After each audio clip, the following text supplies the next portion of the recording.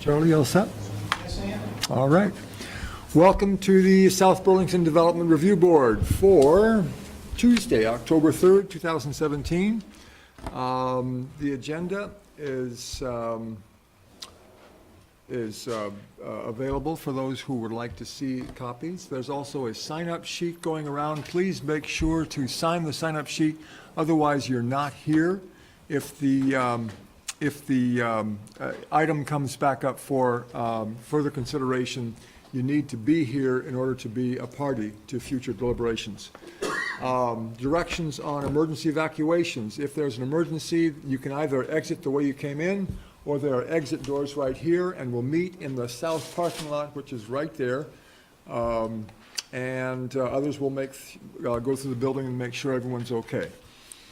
Second item on the agenda, additions, deletions, or changes in the order of agenda items. Does anyone have any additions, deletions, or changes? Hearing none. Item number 3, comments and questions from the public not related to the agenda. Does anyone have any comments or questions not related to the agenda? Hearing none. Item number 4, announcements. David Parsons has announced his decision not to seek reappointment, so that means he is still a member of the board until he resigns. So he has a lot of things going on in his life, and we wish him all the best. But we are looking for another member as soon as we can find that. So those of you who have an interest in the deliberations of this board, please consider applying for membership. Any other announcements? Did I do that right? Okay, good. Item number 5, continued preliminary and final plat application SD 17-18 of South Village Communities LLC for approval of Phase 2 of Phase 3. Yes, Phase 3 of 334 planned unit development. Phase 3 is to consist of the following: 22 single-family dwellings, 4 two-family dwellings, 2 3-unit multifamily dwellings, and 2 12-unit multifamily dwellings at 1840 Spear Street. Who is here for the applicant?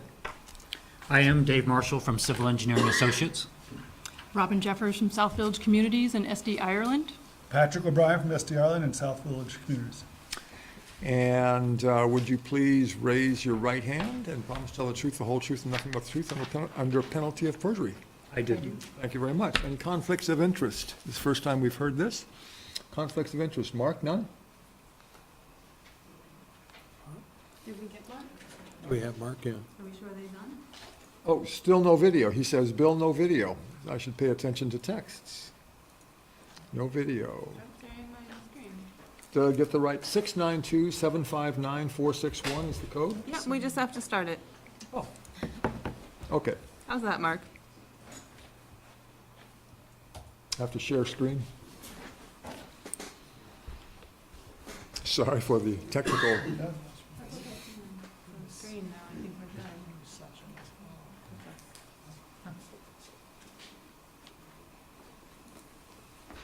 Waiting for next screen.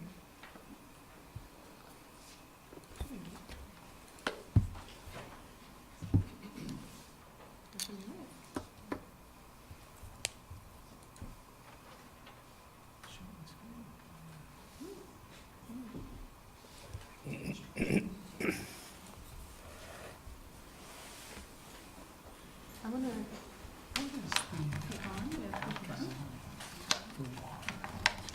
How do we know if it's on, Ray? The instructions are back in the thing. I don't know them.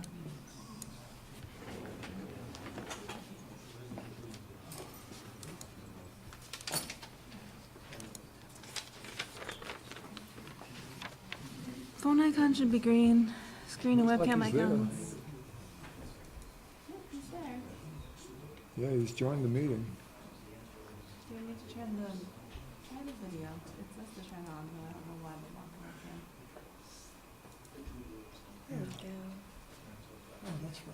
go. Really needs top of That's perfect. that head.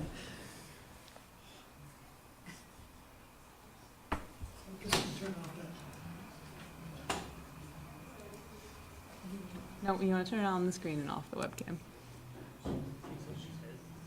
And so turn the screen on, the one in the middle. Got it. There we go. I think that's it. You don't have to push the pause button. Should be okay. How come we can't hear Mark?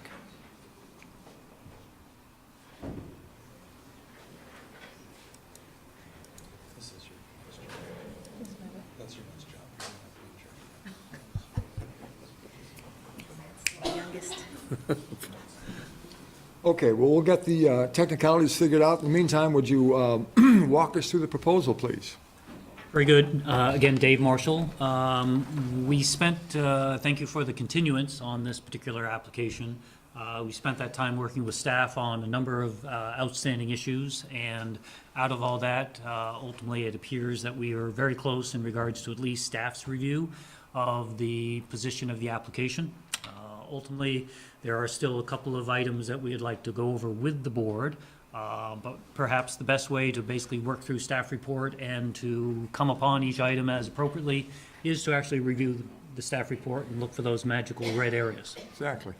So that being the background, if you like, we'll follow through, starting at item number 1, and provide guidance to the board on each one of those as far as the applicant's position. The other thing that we just wanted to point out is that we have a very hearty crowd here tonight. I think from many of the comments that the board or staff has received so far, that there are concerns with future ideas on Phase 1 and Phase 2 of South Village. A reminder to the board that this is part of Phase 3, and that there will be a time and place for discussions on Phase 1 and Phase 2, but perhaps you may want to talk about Phase 1 and Phase 2 tonight. It's your time. But Phase 3 is what the application is about tonight. So we'll leave that up to you for your discussion, and out of all that, we'll get back to item 1. Great. So Marla, we worked with Marla as recently as this morning on a couple of the items, and Marla, jump in whenever you like, but nonetheless, we have no problem with item 1 in regards to ultimately a formal adoption of the single-family home waivers that had been provided on previous phases. The issue came up as to whether the duplex and the triplex buildings were considered to be part of the single-family waivers. And we had always practiced that as in the past, but to formalize it, there is a request that the waivers for single-family homes also be adopted for duplex and triplex buildings. So at this point in time, it appears the staff is supportive of that, and we hope you are also. Item 2, staff recommends that the board also adopt this condition for Phase 3B, and that is associated with, help me out, Robin? Condition 15? Okay, so here, there have been standard conditions that the board or the city has applied to many projects as it relates to proposed development areas in the vicinity of wetlands. We have proposed one very similar to this, but except it basically adds in the extra components that, if you remember back, there is a portion, the original South Village Master Plan included a restoration program. And in that, it has certain practices within wetland areas. We wanted to basically make sure that the condition of approval recognized that, as well as the conditions that are set forth in the state wetland permit. So to make sure there aren't any ambiguities between this statement and the other things that have been previously approved, we just wanted to make sure that that language was adopted in ultimately the final approval. So we've shared that language with staff, and at this point, it appears to be acceptable at the staff level anyhow. Exactly. We have a letter from staff outlining that that modification of language is acceptable. Excellent, very good. Item 3 talks about ultimately the applicant's response to the fire department's comments on the application package. The applicant did provide responses, and it appears that the assistant fire marshal has indicated that they are acceptable to the department. So we're all happy with that, and as long as they're happy, then at least on the life safety issues, we have that nailed. Item 4, working with the planning and zoning director, or at least the staff has reviewed sidewalk issues with the Department of Public Works Director, Justin Rabdu. And this may be an opportunity to bring up on screen a site plan that at least shows that area. So we did have a hearty discussion previously in regards to the concepts for sidewalks on both sides of the road, and in this particular portion of the village, this is Phase 3, this is on the far western portion, there's a total of 6 lots, 3 on each side of the road. And we can zoom in on this one a little bit. Marla, you don't happen to have that sheet 2.01? The one that you sent today? Yeah. Yeah, in the There we go, 2.08. Up, if you can go back. No, you were very close. 2.0A, right there, there we go. So, what is part of the original approval for what we call Phase 3A? That's basically from Chipman to just a little bit past the proposed bridge. Now it's an approved bridge for crossing this particular stream. We are proposing 3 single-family lots on either side of the road. This is consistent ultimately with the original concepts in the master plan. And there is a recreation path that is proposed to be constructed along what we'll call the south side of the road, with north being straight up on this plan. And the applicant has proposed a sidewalk system that would service the 3 lots on the north side of the road. And the reason we had done that is that there had been previous issues with appeals of approvals of Phase 2, in which we had started with much of that project with the sidewalks on only one side of the road, and ultimately one of the residents felt that it was inconsistent with the original concept set forth in Phase 1, so that roads and sidewalks on both sides of the road. So ultimately, that project, Phase 2, was redesigned, and out of all that experience, the applicant here chose to move forward with a design that had those same amenities on both sides of the road. In this particular case, it happens to be recreation path that serves as a multi-use path on the south side, and for this short section, a traditional sidewalk that would basically service these 3 homes and ultimately bring them to a mid-block crossing at this particular location and further out. The last time we met with the board, there was a discussion of perhaps extending the sidewalk all the way to what is ultimately called Douglas Street, and the concept there being how to create a loop that would allow Public Works to basically maintain both sides of the road. One of the challenges that is located on the north side of the road is this archaeologically sensitive area. So outside of, and one thing that the project has been consistent with is where there's been no homes outside of the recreation path, that we haven't put in sidewalks. No home, no need for a sidewalk. So that being the background, we created what ultimately was a maintenance loop. We had always utilized to basically allow for through this either in a clockwise or counterclockwise area. We basically terminated the sidewalk at open and created a flush curb on the opposite side. So similar to how they move across the streets at sidewalk or crosswalk locations, we basically created the opportunity for them to come back to the main maintenance corridor on that side. So we felt that that was in keeping with the intent or concerns of Public Works. Despite our narrative and this particular plan, Public Works has still come back and said, no, we would prefer there not be something on that side. I can understand why. But that being the background, we still come back with the request for the board to consider the sidewalk on the north side of the road because of, again, the characteristics of South Village and what we're looking to maintain. So that is our initial introduction or reintroduction of this issue to the board. So, so I'd like to hear from the board on this. It sounds, and from staff, it sounds as though the issue from the city's side is we don't want to maintain the sidewalk. Yep, the concern is that while I appreciate the effort on a loop, what the feedback I've gotten is that a loop isn't the way the city plows sidewalks. They plow block and then next block. without coming back. So the loop doesn't really get us very much, because it's sort of, you have to get to there and then you end up plowing something twice. That's the feedback I've had from DPW. So for you, it is a consistency issue, it's a marketability issue to have this phase look like a very successful phase one. Yes, no? And it's also a safety issue. Okay, so and that being that you'd have people coming out of their houses directly onto the street instead of to a sidewalk. If not approved, these would be the only 3 lots in the entire development that do not have a sidewalk in front of their home. Is Mark on now? I am. Okay, great. So, board, I'd like to hear from you. Could these lots be maintained by the owners of the homes?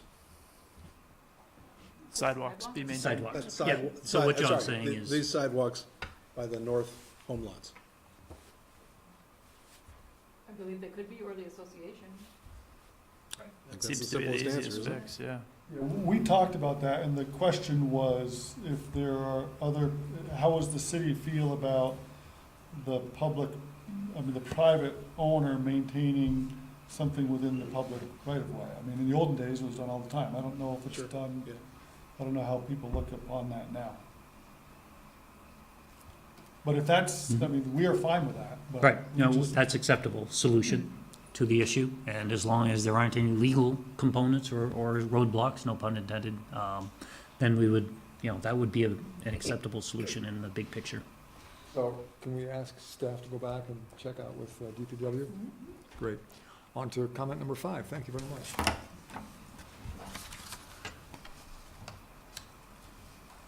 Okay, so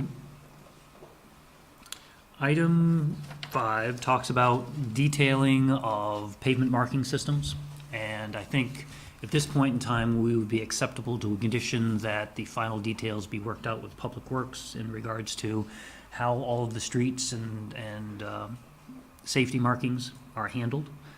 We took a stab at it, but it looks like Public Works would like some additional communications in that regard, and that's acceptable to us prior to the issuance of any zoning permits for the project. Moving on to item 6, discussion point is related to the original master plan approval, condition 18, in which the applicant is required to pay to the city $20,000 in support of intersection improvements or traffic calming improvements located within Dorset Farms. And the applicant has always been understanding of that particular of approval proposed in staff report. We felt if we added a couple more words could ensure that or help allay fears for the Dorset Farms residents that this money will actually be fully allocated towards those 2 purposes and that it doesn't go somewhere else. So that's all we were looking to do, is just add a couple of words to that particular component. Otherwise, we're still obviously fully obligated to condition 18. This particular one helps. Those comments you sent earlier on note 6 didn't make it into the memo, so if you wanted to read those. Oh, I'm sorry. The comments that you Yeah. sent me towards the end of the day today didn't make it into the memo I got to the board, so if you wanted to read Okay. those details. Okay, so it's very simple in the fact that at the end of the second line, I should say, it says the applicant shall make we just changed the word a to the $20,000 payment to the city of South Burlington, and then insert associated with the master plan condition number 18 prior to the completion of the base course of asphalt paving on Midland Avenue. So no changes thereafter. So all we're trying to do is just tie this particular payment back to condition 18, and we're good to go.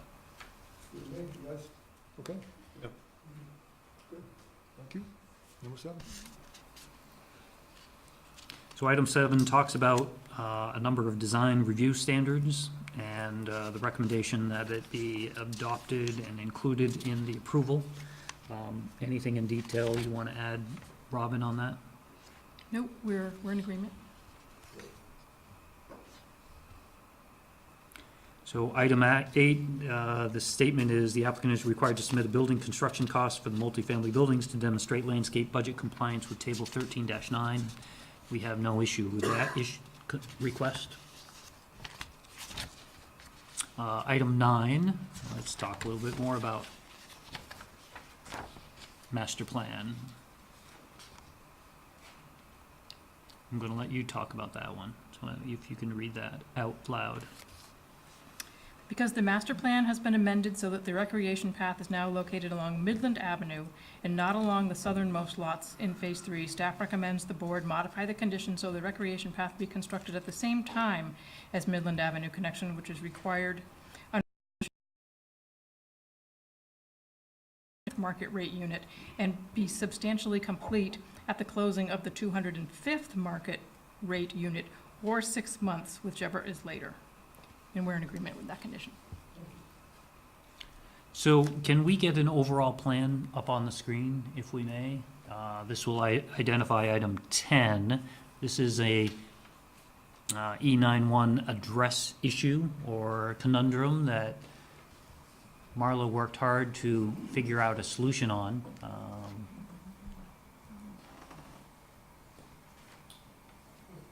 Yeah, which one do we want to go for? Any of the lotting would work.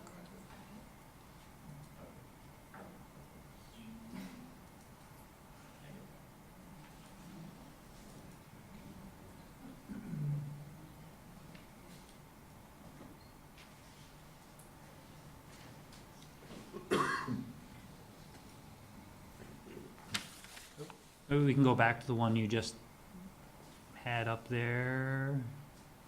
Keep going. This is fine. This is the big picture to orient you on this particular plan. This shows Phase 1. It shows a portion of the Dorset Farms neighborhood. This is Phase 2, just for reference, just off the plan. And this is what we call Midland Avenue on the plans. This is Midland Avenue actually as named within the Dorset Farms neighborhood. And this is the wetland crossing that ultimately leads into the heart of Phase 3B, and we reviewed this portion earlier. And one of the challenges of emergency responses is that if, for example, prior to this road all being completed all the way through, if an initial phase calls for just these homes and the supporting roadway system and utilities to service this area, and we've named this Midland, consistent with ultimately the big picture, and emergency response comes out and comes from Dorset Street side and comes in and says, holy, can't go that way, the road's not in place. So the one particular solution, this is called Chipman Street, right here, is just on a temporary basis to name this Chipman until ultimately Midland is built all the way across. We're hoping that there aren't any issues because the plan is to build all the roadway all the way across as part of the initial phases of construction. But if something falls apart in the middle, there is a as far as the Those buildings are required to have an address as soon as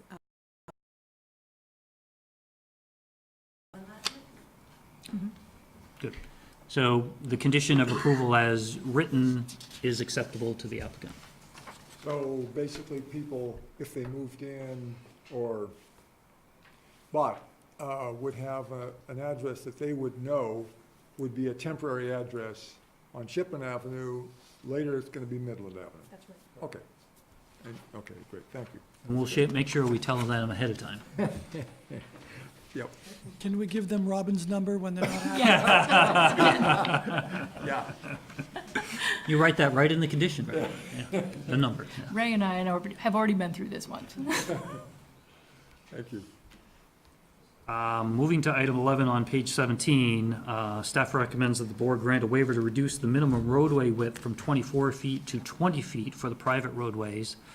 And the second sentence, staff also recommends the board require the applicant to narrow the roadway to 18 feet at the wetland crossing. So when we were looking up on the board, I made reference to the wetland crossing just west of Dorset Farms. That particular area was designed as being 20 feet wide. That's what we basically got all of our state wetland permits on, but in reviewing the issue, both with staff and Public Works, all parties are acceptable to moving it to 18 feet. From 24 to 20? Okay, so that deals with the, what we call the alleys, and the width, 20-foot width is consistent with what we used for alleys on Phase 1, and staff was correct in the fact that it was appropriate to formally seek that waiver from the board.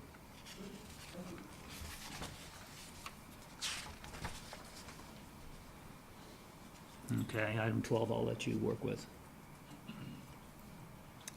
The staff recommends the board adopt the South Village Communities Design Review Standards as a condition of approval, and we agree with that, and that actually reflects back to that early condition with the design standards that we submitted. I'm going to let you do item 13 also. 13. While you're all fired up.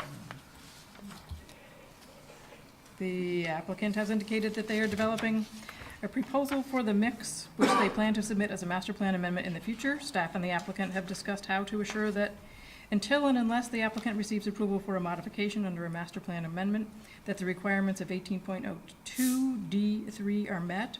Staff and the applicant have agreed to recommend a condition in this Phase 3 preliminary and final plat decision, settling a requirement for 6 affordable units in Phase 3B with no more than 4 units in the multifamily dwellings.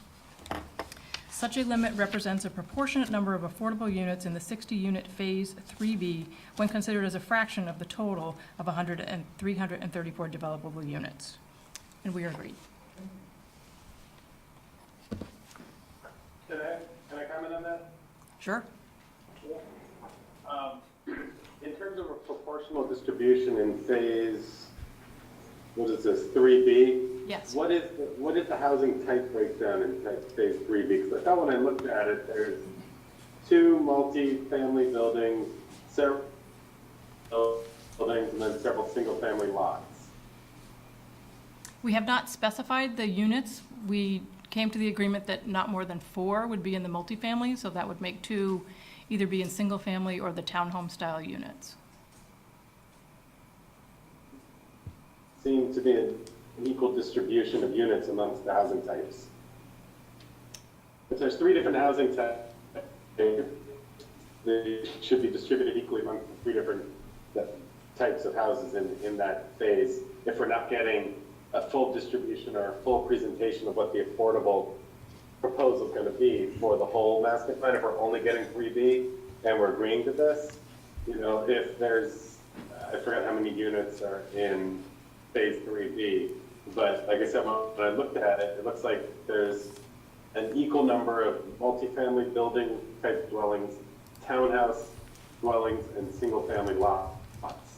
And in my opinion, it should be sort of an equal distribution amongst those 3 housing types, not a disproportionate amount in the multifamily buildings. So, Mark, Dave Marshall here. One thing that we haven't shared with you is ultimately what the goals are for the entire 3 phases of the South Village project.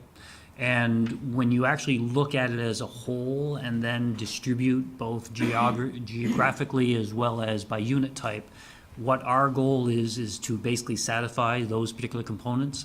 But staff wanted to make sure that at least there was a placeholder in phase 3 and that not the entire 60 units was developed as market rate, so that we didn't come back and say, oh, gee, we missed that opportunity and now we have to put everything in one place.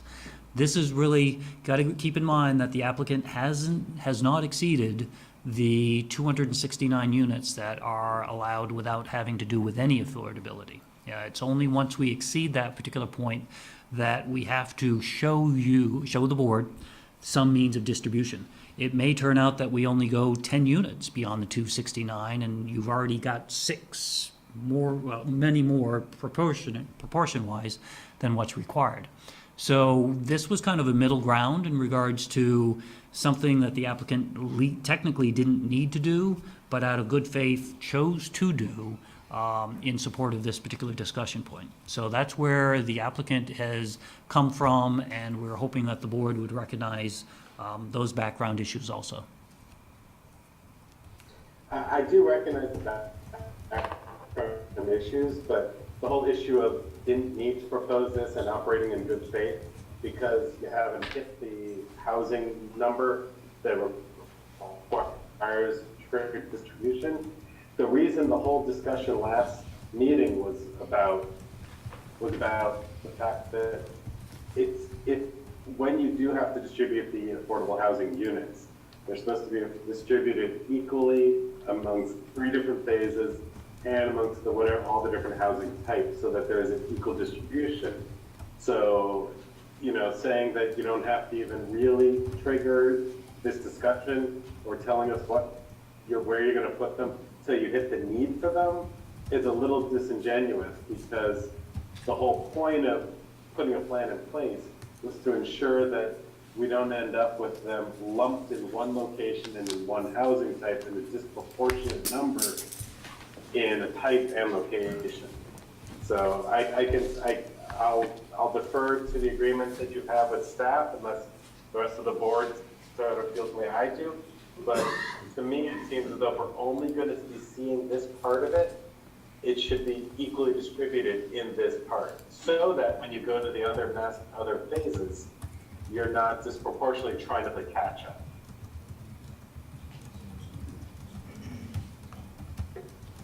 And that's all I have to say.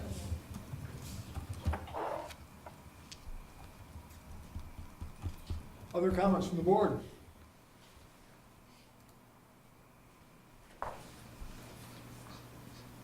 I think Mark has a good point. And it's in the spirit of what we discussed last time. So, I personally, I'm just one out of several, but I personally would like to support Mark's request. I think it's valid.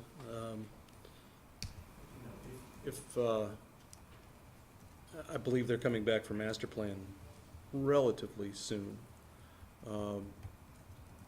I think with a little bit of language here, we could understand this is a placeholder until the master plan, but that our expectations are still the same as they were before, that there would be even distribution. So I think there's middle ground. I think that's a good description, John. It's a placeholder for them until we see the master plan.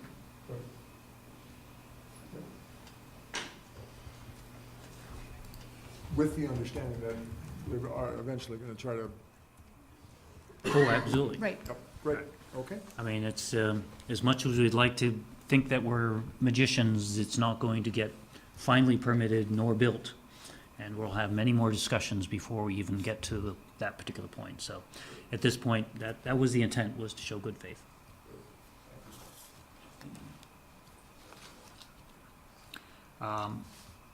Item 14, this talks about phasing, and just a quick reminder, when you're doing a subdivision, there is no time frame on when the single-family homes need to be built or zoning permits applied for, but when it comes to any other type of commercial building or multifamily building, there is a requirement. And what the intent of the note 14 was to basically provide master plan timing opportunities, where it creates a window of time in which the multifamily buildings can come in rather than the 6-month standard or perhaps 12 months. And outside of what was originally published in regards to the reference location, we're very appreciative of staff's support of that.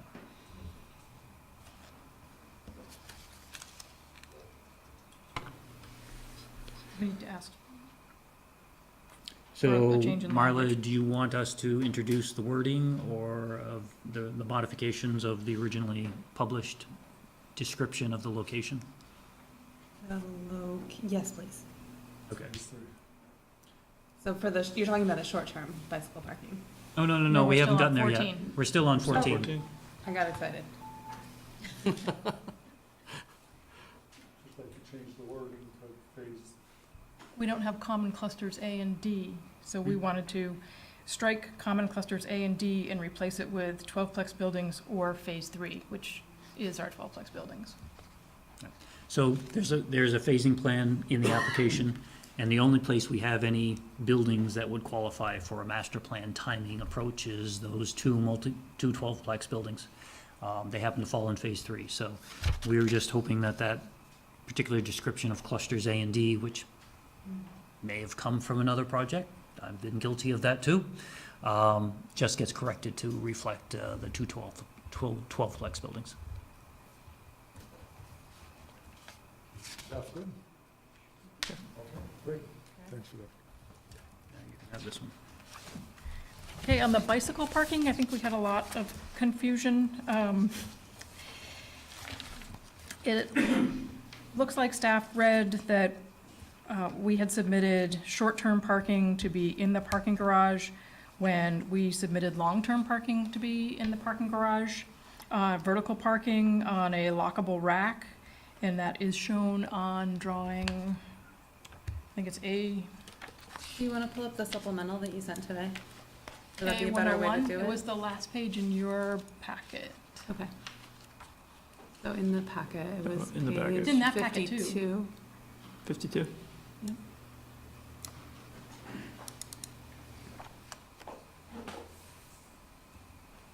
Yeah, if you just keep, there you go, that's good. That's it. And then we also have access to the things you sent over today. Okay, so in that little purple balloon is the vertical storage, is lockable storage for 12 bikes, 6 on each rack for 12 units. So that meets the condition of the lockable, safe from weather, safe from being stolen. I'm rephrasing, Paraphrasing. paraphrasing Yes. the Rephrasing too. requirement. And in addition to that, we build a storage locker for every unit, and every unit will be conveyed, to be simple, from top to bottom. So a unit owner will own their parking spaces, and each parking space will have a covered cage which will provide secondary. So we believe under the long-term storage that we're actually doing double duty. And on the short-term storage, there will be 2 bike racks for a minimum of 4 bikes each on the surface. And that's my fault in the fact that the plans that showed bike racks or proposed bike racks did not get properly submitted to staff as part of the package. And we are subject to a requirement that we do submit proper site plans showing, just as Robin described, 2 short-term bicycle racks with a minimum of 4 spaces each. So do you wanna pull up the plan in the bike storage tab there with, I think you already have it open. Yeah, so that's the proposal for the 2 short-term, is that correct, Dave? That's Yes. correct. Okay, and then the next page has some details of, so that was the revised, calling those out as the long-term storage. So the criteria reads, secure storage and bicycle locker, bicycle storage room, or private enclosure outside of the private residence that protects entire bicycle, including components and accessories against theft and weather. There's some additional criteria defining what secure storage is. It requires locking, lockability of front and rear wheels, 2 points of contact with the frame. I think there's a third one, but those are really the 2 salient ones. So staff's concern about this was that if you scroll down to the cut sheet of the proposed long-term storage, yep, right there. Those guys look like hooks. Do they provide lockable for front and rear wheel? You can lock to the bars. Front and rear? Or just the top, just the front wheel? Or whichever's up, I guess. Top and bottom. Top and bottom. So do we have a side view that's part of the cut that would help us better understand that? Nope, that's a Nope. side view, but not the right one. Go up, it's still on the sheet, yeah. Is there a second rail there? We can add a second rail. You can buy as many rails as you want. So I our, don't even see how it hooks. yeah, so staff's comment was that it wasn't clear to us whether the proposal met the criteria. Not that it definitely didn't, but that we didn't understand it. We're happy So- to meet with you and pick a vertical holder that you're content with. There's a description, if you go down a little further.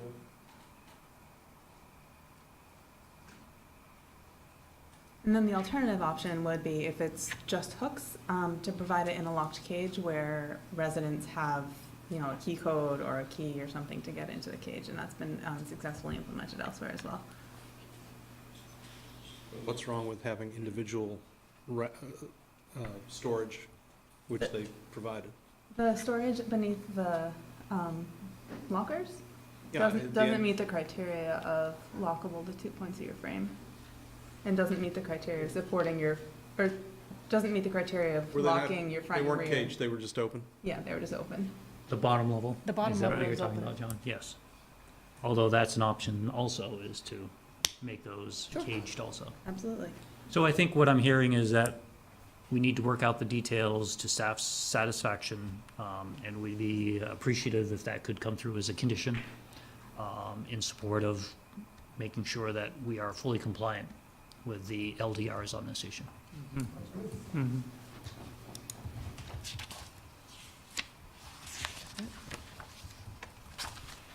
And I have one to add, I don't know if you guys talked about it, it has to do with stormwater. So I'm going back to number, let me see, the stormwater section on page 7, and the last sentence, number 5, says the DRB should include a condition requiring the applicant to regularly maintain all stormwater treatment and conveyance infrastructure, and I would just like to add until such time, or when it is taken over by the municipality. So the association's not always on the hook.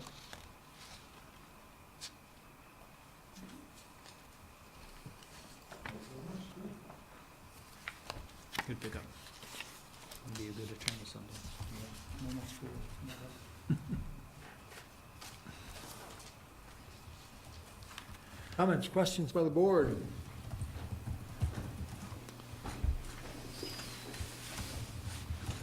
I think, in my view, staff did a very nice job of stepping through the issues that are pertinent to Phase 3. We understand that there are several concerns that neighbors have with Phases 2 and 1, but those are not under consideration tonight. We're only considering Phase 3. We're happy to hear comments, but if they're not related to Phase 3, please try to keep them short when we get to audience participation. Comments on Phase 3 from the board? Comments, questions?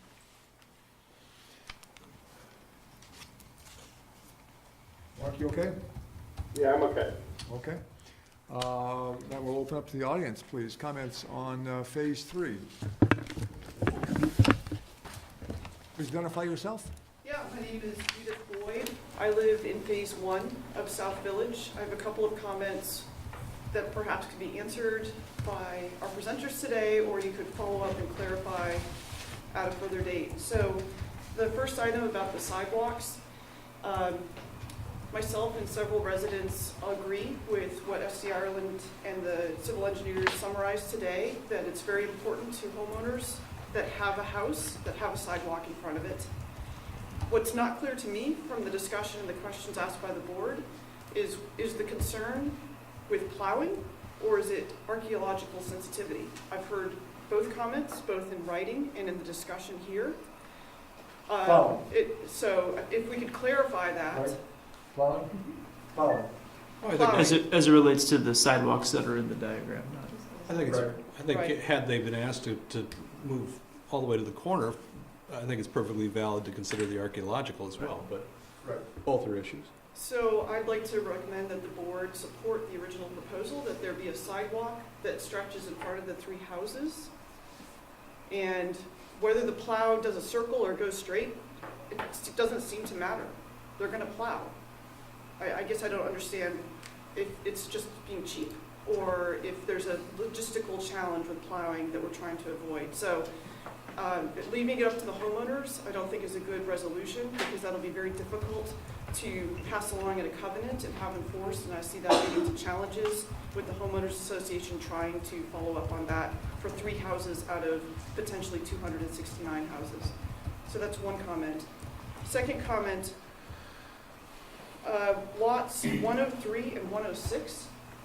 I asked the board to please review the settlement agreement with Mr. Valley and with the city and with the developers to make sure that they comply with the no development in view. It looks like they look a little big, and that they cross over into the areas that the lots aren't supposed to go into. It could be, perhaps after measurement, that all of the lots shifted to the left. I don't know, but they don't seem to match the map that's in the settlement agreement that the court approved. As far as a Can you place, point out which ones are 103 and 106, Dave? they are, so when you come around the curve, we have the three houses that I'm proposing have sidewalks, that one, and the one across of it. 103 is on the top, north, and 104 is across from it. And if you go back and look at the court documents, you'll see a drawing, and they cut those lots slightly. So I ask that we make sure that as a city, we comply with what the court ordered, and that the lot sizes are compliant. That might affect other planning considerations if those have to be adjusted. Item 13 in the placeholder about the number of houses. Well, I'm I think he wants to Just a comment second, on yeah, a response?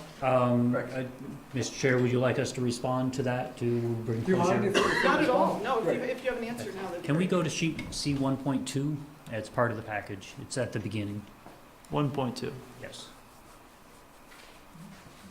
Not that it's Lex at 1.2.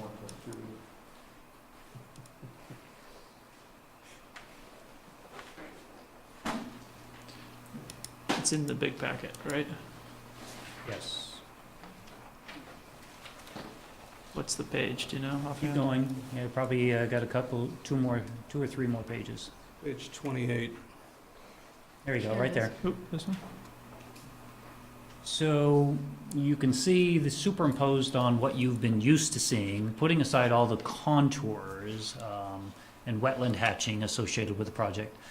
You can see some gray hatching that is basically located along common property line with Mr. Valley and heading out in the northwesterly direction. This is what the court decree called for in regards to either no build zones as far as vertical structures, or whether it be limited build zones that represents these hatched areas in which the court decree called for the allowance of certain types of infrastructure. That being the background, stormwater ponds were considered to be one of those things that are acceptable. Again, the original concept being wildlife corridor and also visual obstructions. So that being the background, this is the original court decree superimposed on the plan. We've always designed around it. And that being the background, we worked very hard to ensure that the 6 lots fully complied with that particular requirement. And likewise with the proposed location of the 2 multifamily buildings. Originally, the original master plan had 3 in this location, but ultimately the consent decree with court eliminated one of those. And that's what we have today. So I have a copy of the consent decree, and the superimposing doesn't match what at least is available to the public. It's one of those things that might taking a little bit of a closer look. It looks like it cuts those lots a bit more than demonstrated on that map. Again, there's no specific contour markings. I just think that that's worth looking at to make sure that our city doesn't approve something that would be in violation of a court order. So I'm assuming we've got surveyors out and they're doing their jobs and we'll get everything straightened out. Yeah, and if you would like a copy of the court decree here before we leave, I'd be glad to provide it or something. You guys have it? Or if you even wanted to look at it, just pass it around, you can. You can see how it cuts the lots in half. We trust staff on Okay, it, so sure thank you thing. very much, though. Yeah, we'll take a look at it. Thank you for bringing it up. Yeah. With regard to the comment by a board member about a placeholder on the development, language like that worries me because it's open to interpretation. And I would ask the board to please consider being more specific in your language. For example, perhaps saying that SD Ireland can proceed with their plan to build X number of whatever units or whatever, but that still does not relieve them from the responsibility of equally balancing the number of homes throughout the whole development for the whole type. It allows them to proceed with their plan, but does not relieve them of their obligation to still meet that condition. I'm assuming staff would implement something like that. Something that would be a placeholder, yet not relieve them of responsibility. Yes, I think the condition that we proposed was going to do that. Staff and the applicant agreed to some words. Great. So everyone's intent is to hold them exactly to that. right? And it may work out great, 5 years from now, but like the gentleman on the phone said, it's hard to know how the numbers will actually map out because we would like to see the whole master plan, but we don't have that right now.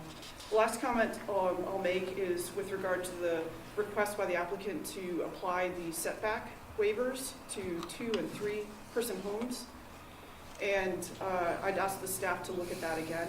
The community is very dense right now.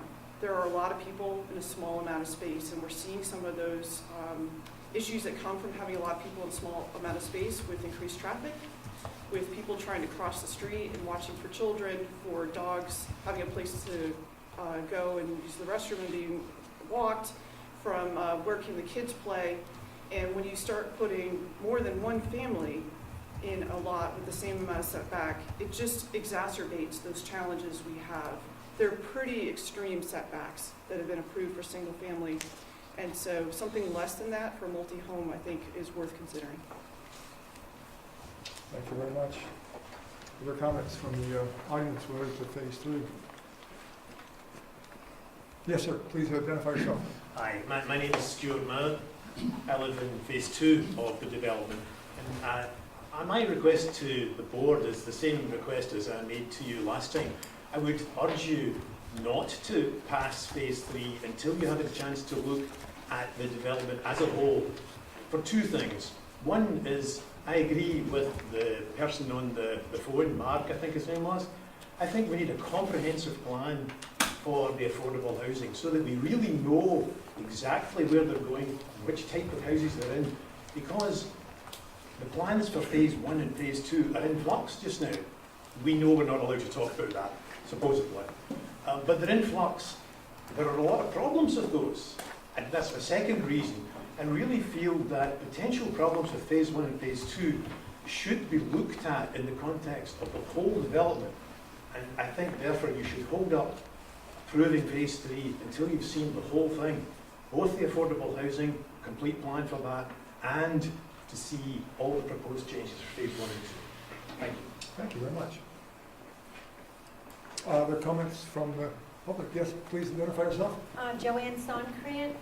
Just to follow up on Stuart's comments, I'm in phase 2 and also very concerned about some of the changes that have come up, specifically the multiplex units that are in a community that I question why they made these changes and how you can approve phase 3 requests without seeing the big picture and knowing what the changes are and how it's affecting the community. Point taken. Thank you. Other comments, questions from the public? Yes, please identify yourself. My name's Nick Andrews. I live in phase 1. You've gotten some correspondence from me over the time here. I just want to be clear on what the developer is calling a condo unit. Condos imply ownership. At this time, there are no condo units in phases 1, 2, and who knows whether they'll be in 3. They are all apartments. And by that, you mean rentals? Rentals, Yep. correct. And so as part of this idea in phase 3 that some of those are going to become affordable workforce houses or units, they'd have to be a condo to be a workforce unit unless the city of South Burlington has some arrangement with rentals being called workforce rentals. I don't know any of that. But if that isn't the case, then I think the developer needs to be held to, if it's going to be a condo, then it's a condo. It's a sale unit. It's not going to be an apartment. Thank you very much. Other comments, questions from the public? When you all sat down tonight, there was a packet at your desk that had a few additional comments that were received by staff later this afternoon. One from Paul Brogna, one from Nick, who just spoke, and then some additional signatures on Ms. Sonkrant's letter.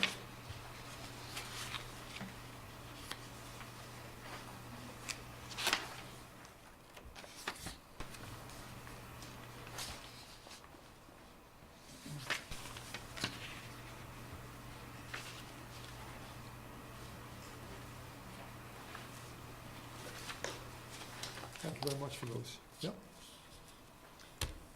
Other comments, questions?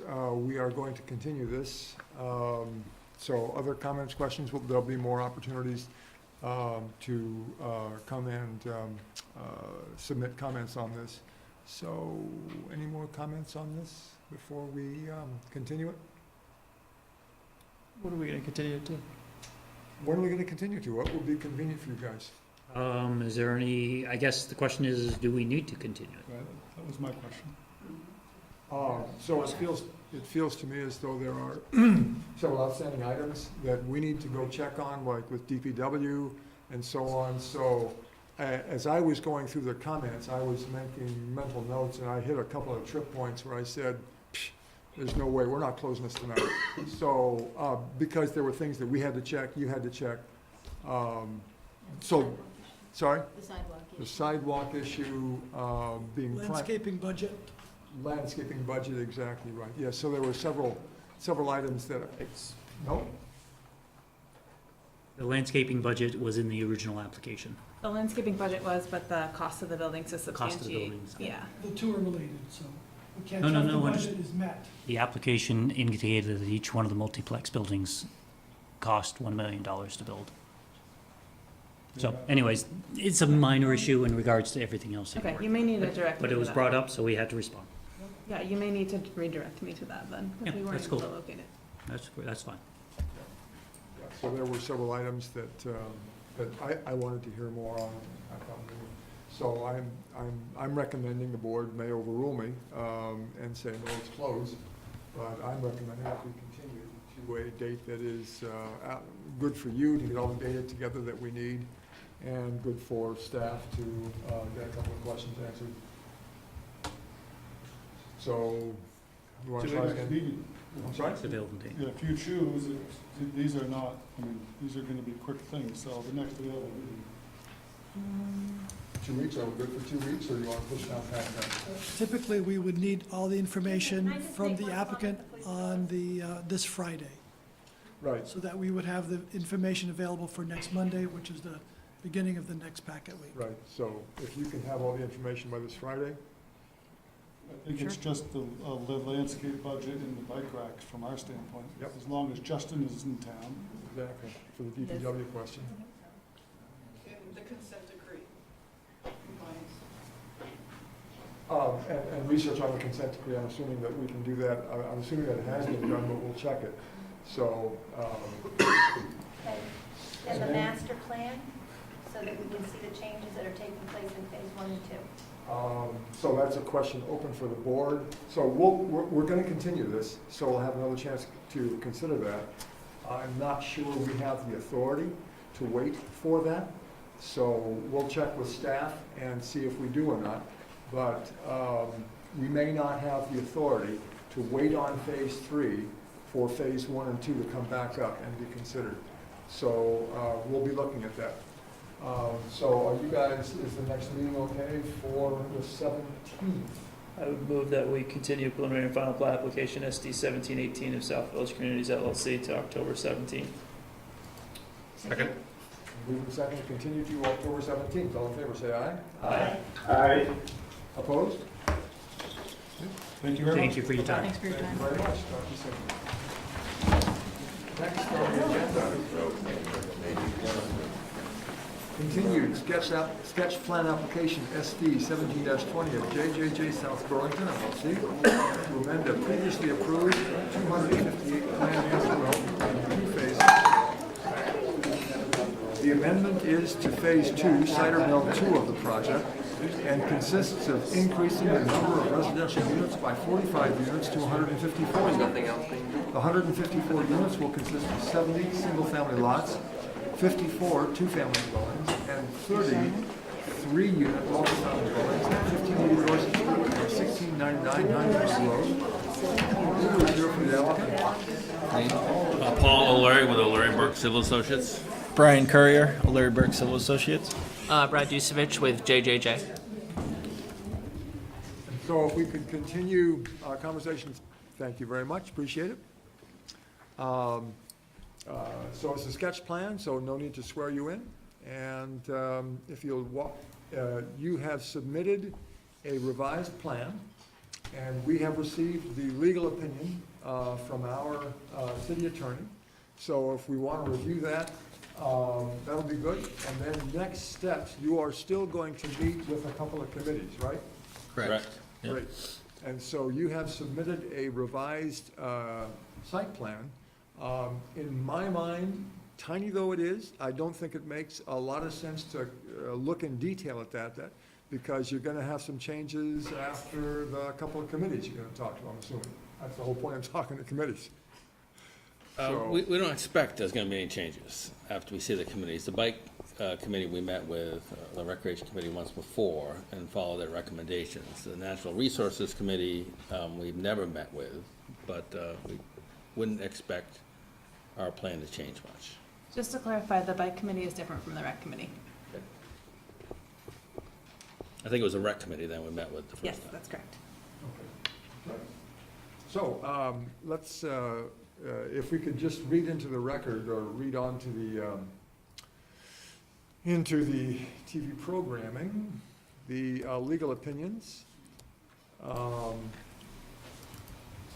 Does the Development Review Board have the authority to recommend the applicant include in its development a plan to construct a portion of Cider Mill Drive that is currently unconstructed in the city's right-of-way? And the city attorney's response is yes. The recommendation condition would have a clear nexus to the project as it could alleviate traffic impacts, et cetera. So, so it looks to us as though we do have the authority to require that there'll be a connection between those two parts of Cider Mill Road. Can I comment on that before you move on? Sure.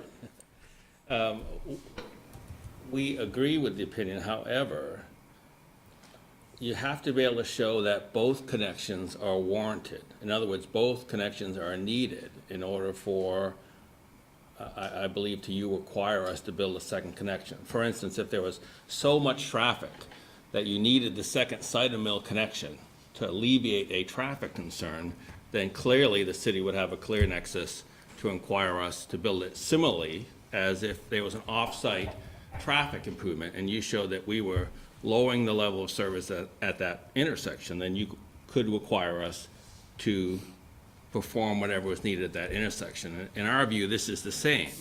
So unless there's a traffic study or something that shows that, yes, without the Cider Mill connection, it's going to create an unwarranted level of traffic on Winesap or another road, then we're not so sure that would stand up. So it would require a traffic study. Correct. And the traffic study would have to show that both connections are needed to alleviate a traffic concern. Staff's comment, please? The board could invoke technical review and request a traffic study on that very issue. Right. And then you guys have indicated that you have a traffic study complete that you're planning on submitting as part of Correct. preliminary. And we'll address that in the traffic study. Would you be willing to submit it before preliminary? Not very. Well, mean, to be honest, we were hoping we were going to move to preliminary after tonight. But yes, we have a traffic study done. It hasn't looked at this particular issue.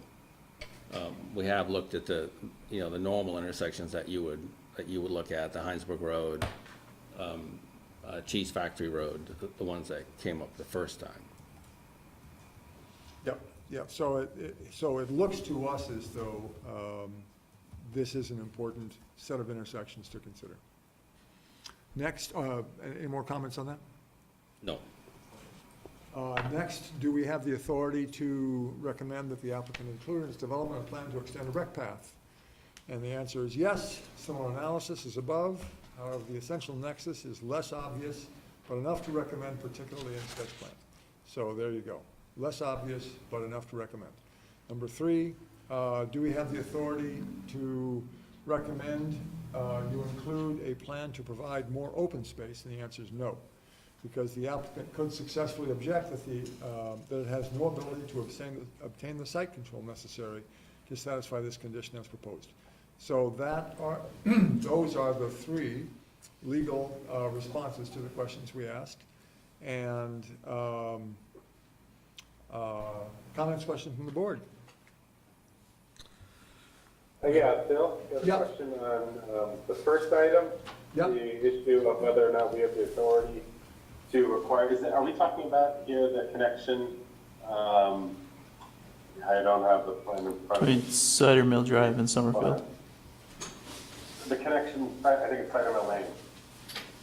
Federal Drive in Summerfield? Cider Mill Drive to Summerfield. Is it saying that we only have, we don't have the authority unless a traffic study says that it's required?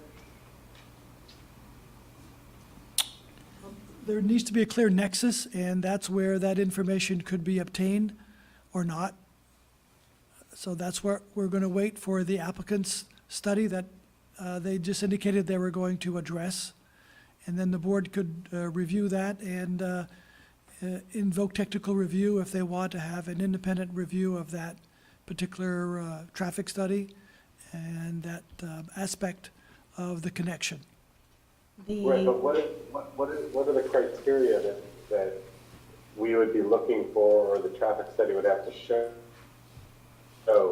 they're not the connection between Minesap and Summerfield on Cider Mill Drive is required, or, you know, what is it that we're looking for that the traffic study is going to show? A need for that connection? It would show, the traffic study would show that the absence of a connection creates adverse impacts on Winesap and Summerfield without that connection being made. Okay. And that would be an adequate nexus. The legal opinion says that would be adequate nexus to require. What's the threshold? You know, because obviously, you know, we have levels of service that we accept that sometimes, you know, is there an actual definable number or, you know, limit that we're looking for? Or is it just saying, yes, if they built that connection, it would make traffic better? I mean, what is the quantifiable, you know, threshold? I don't know that a traffic study typically, or that would typically be a quantifiable. It would be what the board determines to be an appreciable impact. I think that would be where the board's discretion would lie. Okay. And the impact needs to be weighed against the additional impervious surface that you're creating, the additional impact to the wetland, and the additional impact to the corridor that the board worked hard to widen in past approvals. Yep. Right, but which I think that the natural resources meeting will be crucial in that issue, given some of the anecdotal testimony we received that you know, open space, while that corridor is pretty much not really used because, you know, it's just an open field. There's no coverage, there's no, you know. So I'd be curious to see what that meeting results in.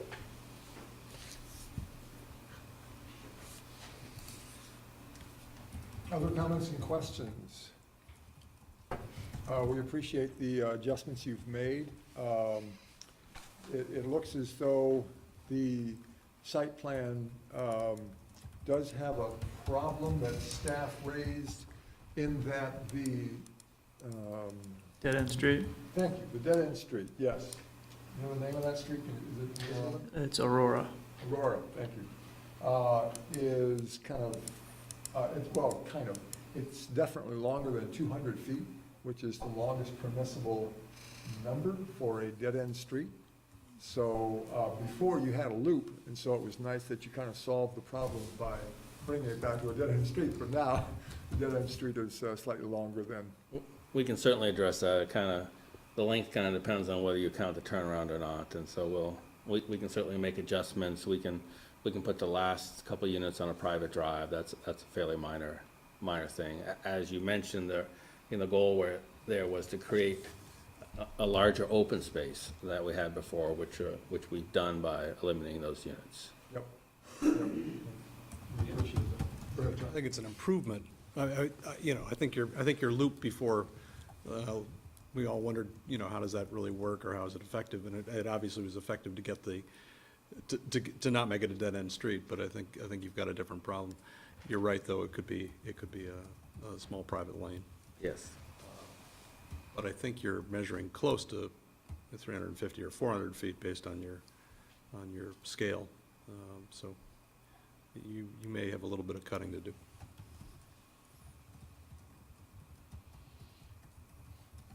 Other comments? Those for the, go ahead, thank you. Can you talk about the rec path and its connection from, I can't read that. This- Russet Road, Yeah. And how it crosses. this one right here, Yeah. Jennifer?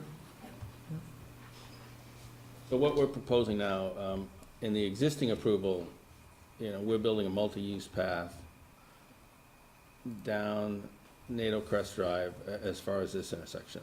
And that's where it ends. And the rest of the project just has conventional 5-foot wide concrete sidewalk. And at the last meeting, we talked about, the desire to maybe extend that path a little bit further. So what we're proposing now is to continue that multi-use path across to this green strip. We'll come back for preliminary, we'll probably propose a split rail fence or something on both sides to kind of, they make it feel like you're not going in the backyard of the condos.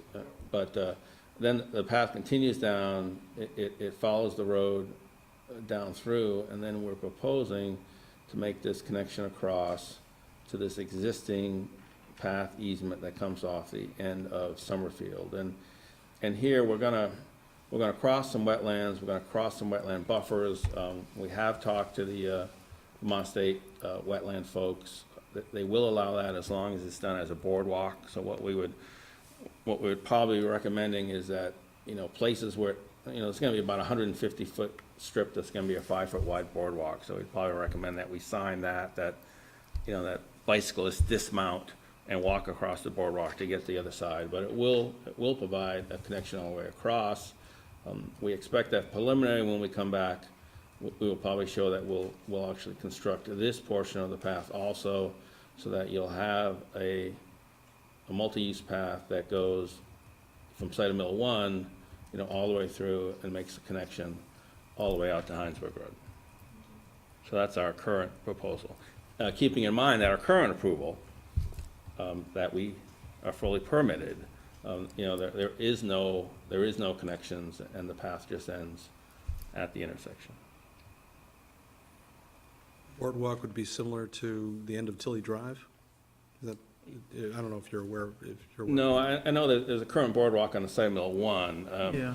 I don't know how wide the Tilly Drive one is, but the wetlands folks are trying to limit it to 4 to 5 feet in width, so. There's a boardwalk right here in this location. That's right, and that one's a little wider, I think that's 8 feet. Okay, yeah. And so they don't want to go that wide anymore under their standard specifications.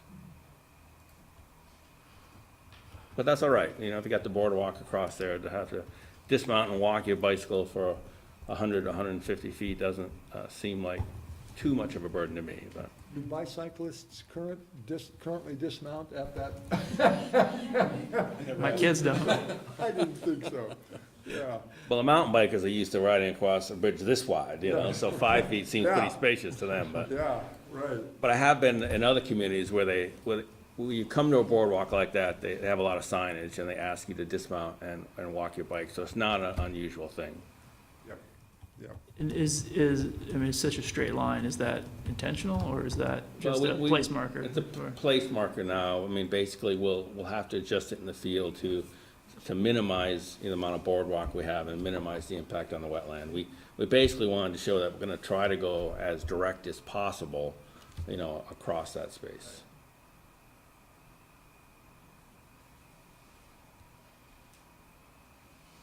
Well, those were the questions I had on this topic. I know that we've got several people here who want to raise more questions, and I understand that you guys expect that you won't have any more changes. But, we do want to listen and be respectful to the needs of other committees and so on. So, other questions, comments from the board before we open up to the public? Okay. Questions or comments on this plan? Please identify yourself. Karen Cabino. Regarding the cider mill extension, another concern, in addition to the traffic study, that I would have is faster fire and police emergency response from Dorset Street through the development if Cider Mill Road was extended. Without a Cider Mill extension, your police and fire would have to either take Crispin, Royal, or Winesap in order to get over into the Summerfield area. So there's one concern, public safety.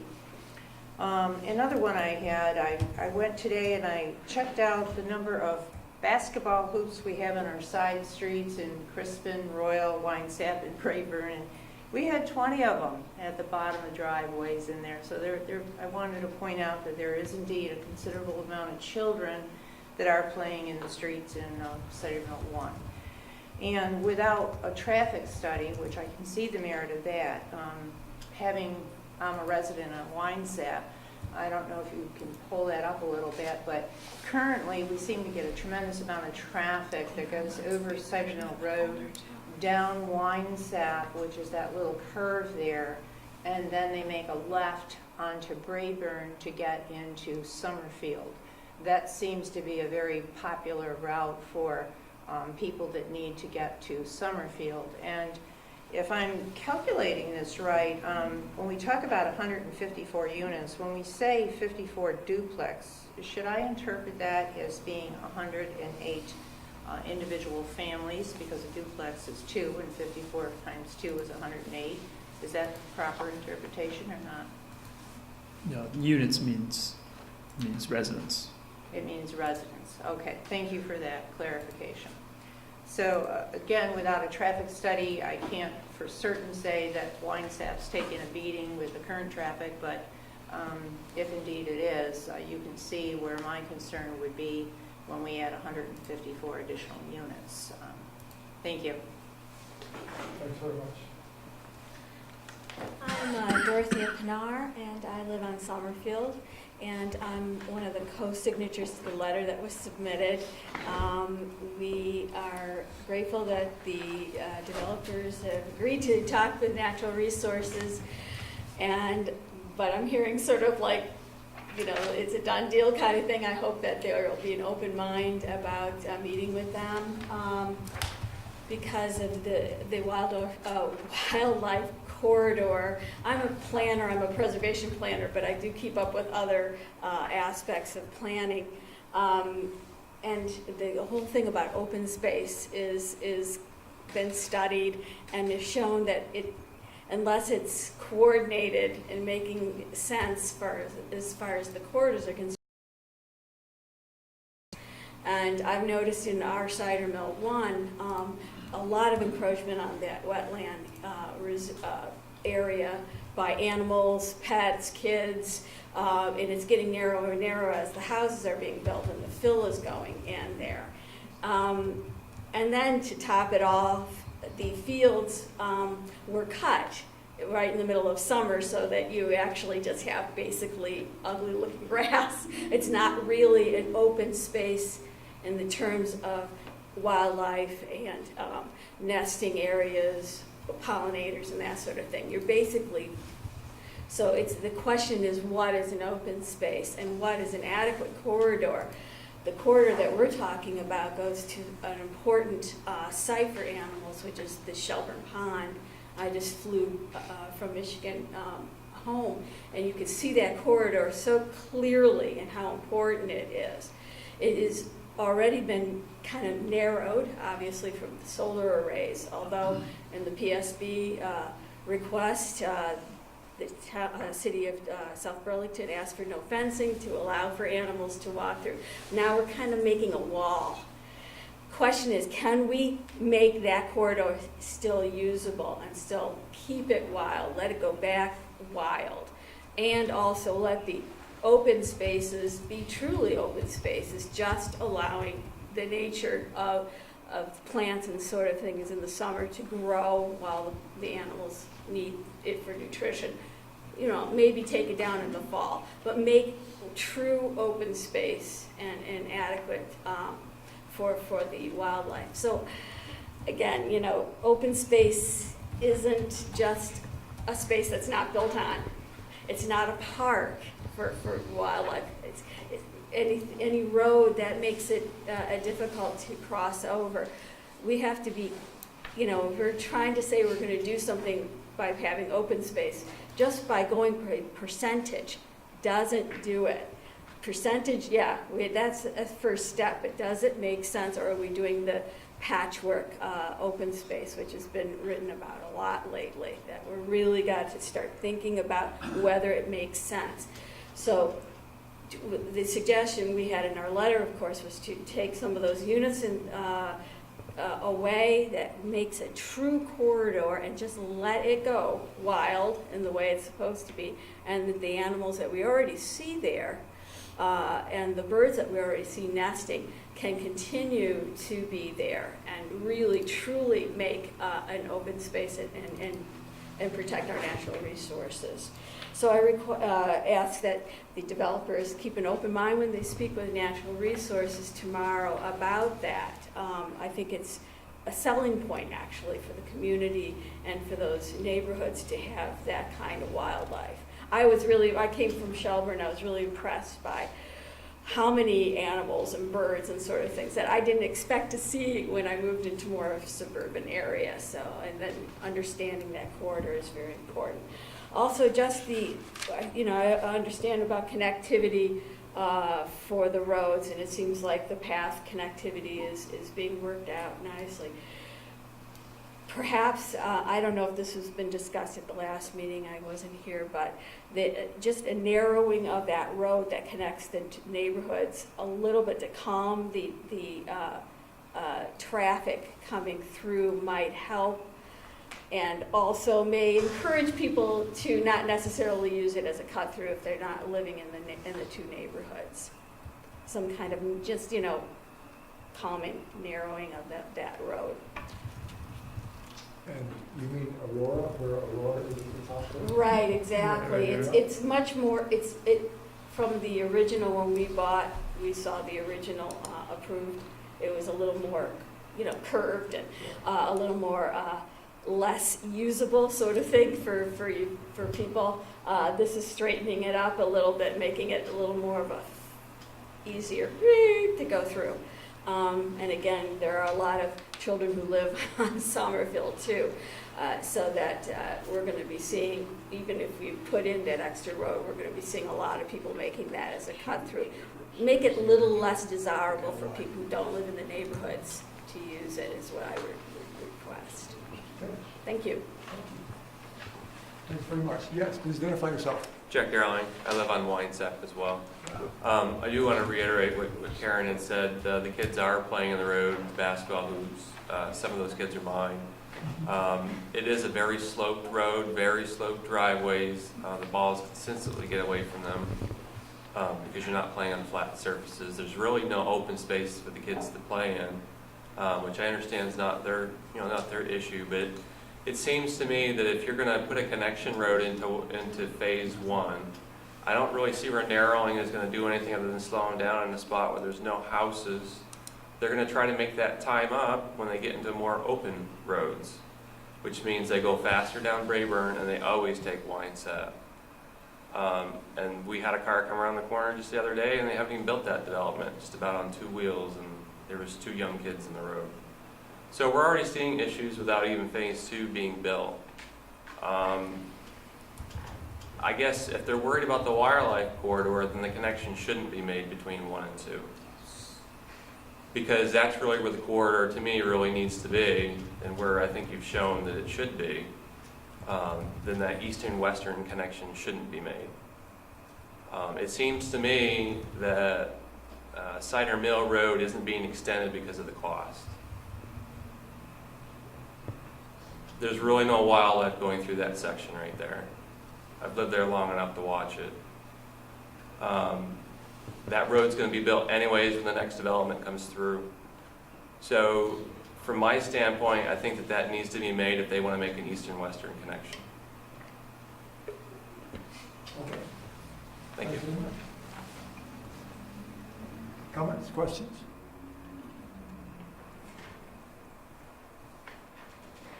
Okay, so we do want to hear from you again. So incorporate natural resources comments into our preliminary and final plan application. You'd like to come back to us when you're ready for preliminary and final and not come back as sketch? Correct. Yeah. Excuse me, I'm Laura DiMaroni. When I was here at the last meeting, there was some discussion as to whether phase 1 and 2 could be separated in terms of the original agreements. I don't know if you mentioned that, and if you did, I apologize, I didn't hear it, but was that decided on whether these are two separate items or can be determined as So two we separate? read the 3 questions that we had about that. The first was on the connection of Cider Mill Road. Right. Second was the rec path, and the third was more open space. And the answer to number 1, the connection of the road, was yes, definitely, because the city will take ownership of the road, and that creates nexus. The answer to the second one, the rec path, was yes, probably, yes, maybe, because there's a similar nexus. The answer to the third, more open space, was no, because the city is not going to own those properties, and therefore it won't have site control and can't create nexus. So yes, there were those 3 answers, and I'm sorry if I wasn't clear when I put them out. Well, I guess I'm still not sure then. Does that mean that they are considered 2 separate developments, or they're all, I'm not sure what those answers are indicating. So they indicate that for 3 different purposes, there are 3 different answers. For the purpose of the road, connecting the road, Cider Mill Road Drive, for that purpose, it is one development. Okay. For the rec path purpose, it is maybe one development, but these guys are already going to take care of that with that connection to the easement. The third issue on more open space, it is not. So the answer is different for each of the 3 questions. Does that make sense? It does, but so what's the follow-up to that then in terms of what these gentlemen are proposing? So follow-up of that is that there's going to be a traffic study. They've already done a traffic study, but it sounds like the traffic study did not look at continuing Cider Mill Drive, if I'm correct, if I missed that. You're correct. Yeah, that's right. Okay, so we're probably gonna say go back and look at it. So that's the response on Cider Mill Drive. On the rec path, they've solved that. They're gonna come back and fix that. And the open space, there isn't, I mean, we can't ask them to do that because there's no nexus. So those are the 3 to-dos on those 3 items. Thank you. Okay? Thank Sorry. you. Yeah. Other comments, questions? Yeah. Regarding the traffic study, what aspects would be studied of traffic in order to determine whether or not Cider Mill Extension should be built? What will be looked at? I know what I would look at, but these guys are more expert than I am. So, I mean, if I were there, I would look at the number of people that go squealing by on one side of the road, you know, that take alternate paths now, alternate routes now. What do you guys think? Yeah, so a traffic study would consider the impacts on traffic at the intersections and roads studied of both the additional dwelling units and additional trips that would come in that would be pass-through trips. So it would take a look at both of those things. Did I miss anything?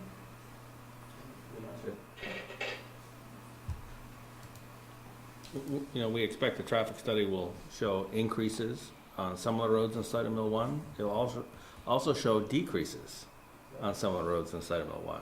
Right. Specifically winds out. Yeah. Right. So basically, Summerfield will be taking the traffic the through traffic then, and that No will be the matter loop. what, Summerfield Yeah. will get traffic. We're Yes. gonna get the wine sap traffic, everything will come. But the Exactly. traffic study will clarify how much traffic, you know, if it's gonna be a negligible increase or if it's gonna be, you know, a 25 to 50% increase. It'll provide it'll specifically quantify that. Right.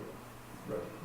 Because a lot of the Cider Mill 2 folks will go to Heinsberg Road and won't go through. I mean, why would you go slow when you And- can go quickly out to Heinsberg? And some of the Summerfield residents might go out through Heinsberg Road rather than going through Brayburn and Winesap. Right. and out Sutter Mill Drive. Right. But we don't know, we'd have, Correct. that's why we hire experts to determine what their best judgment is or estimates are. Right. Okay, you first and then you. Oh, okay. Well, I want to know who. Please identify yourself. I'm Susan Jewett. I am an abutting neighbor to this development that's going on there. And I wonder who's in the city is going to do a traffic study for us, for the residents. Is the The city answer is responsible to no. do? That's my No. understanding. So, city staff, please respond. I'm not clear on the question.